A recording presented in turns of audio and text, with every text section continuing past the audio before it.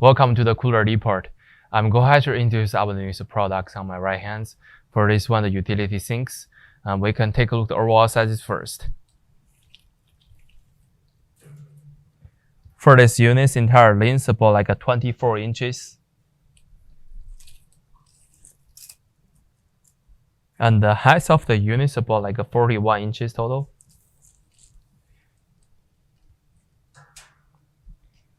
And the depth of the unit is about like 27.5 inches.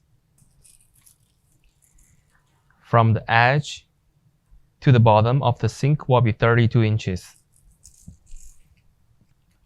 So as we can see, this is a big single compartment. We can take close to see the inner set. As we can see, we have a 2-hole on the backboard, and they can mount the faucets on top of it.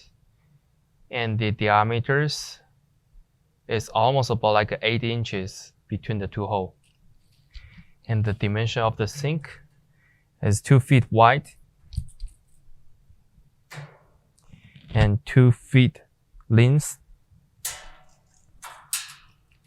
And depth of the units will be 13 inches total. Also, the manufacturer coming with the 1 filters.